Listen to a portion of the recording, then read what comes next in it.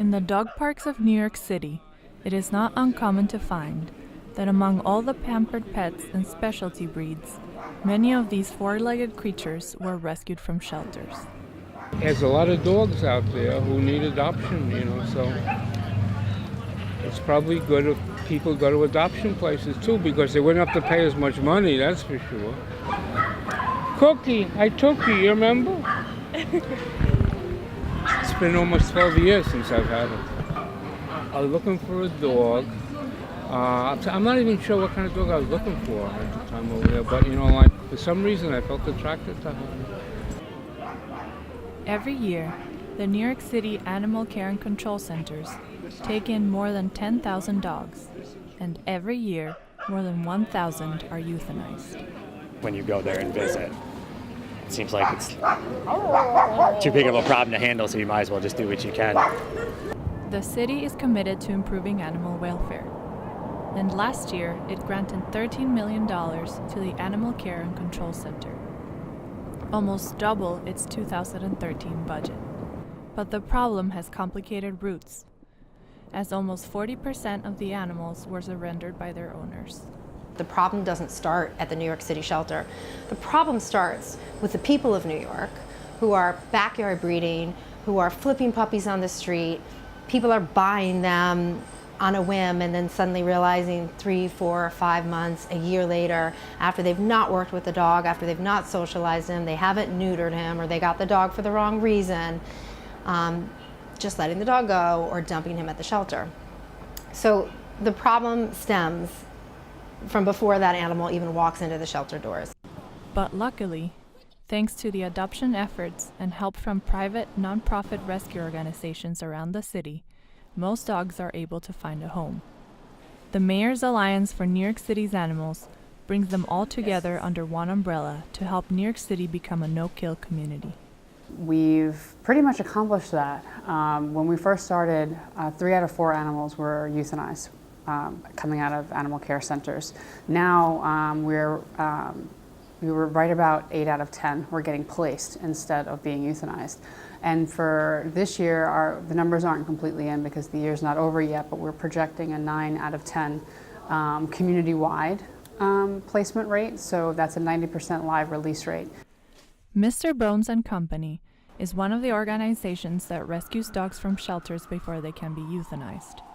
And it all started with one dog, Mr. Bones himself.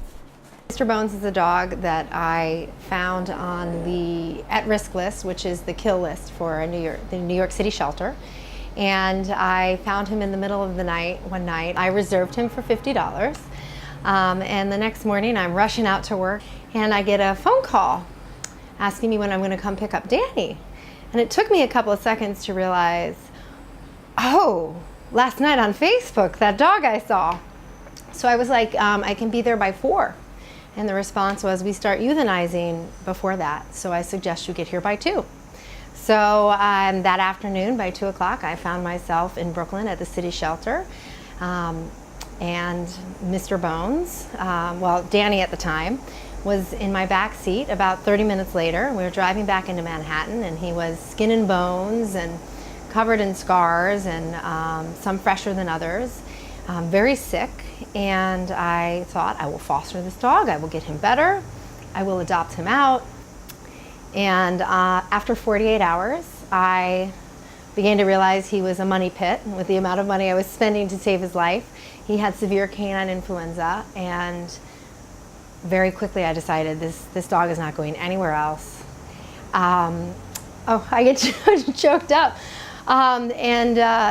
He was not an easy dog. He had a lot of behavioral issues. He has PTSD. He was about 6 years old when I found him. After just having him for 6 months, I decided this is what I have to do. This is my calling. And I started Mr. Bones and Company. There are more than 100 nonprofit organizations around the city. At Mr. Bones, they help one dog at a time. Lilybug, she was the second dog we ever pulled into our One Lucky Pup rescue, rehabilitation, and adoption program. They had contacted us about a young female pit puppy who had been left tied up to a playground in their neighborhood, and Unfortunately, was there for a couple of days before anybody notified the animal control officer. And when they went to pick her up, they saw just a really adorable but very sick young pit bull puppy. She had a multitude of issues going on, including a staph infection. So we went to meet her and pull her with the intention of having me foster her. And that was in September of 2013. And within a month of fostering her, I wasn't going to let anybody else adopt her. So now she's mine. At the dog park, having a rescued dog is a badge of pride. I had a chocolate lab mix that was abandoned by the side of the road, and we got her at a shelter. And then I had a black and tan coon hound whose owner wouldn't feed her because he wanted to train her to hunt. So when we got her, she was skin and bones. So we had to kind of nurse her back to health. So I had experience with foster dogs. She's the easiest foster dog ever. She loves everybody. She loves all dogs and all people. If you're gonna get a dog, why would you get one that has has had a troubled life and needs love more than a brand new, fresh 2015 puppy? You know what I mean? Get a dog with some character.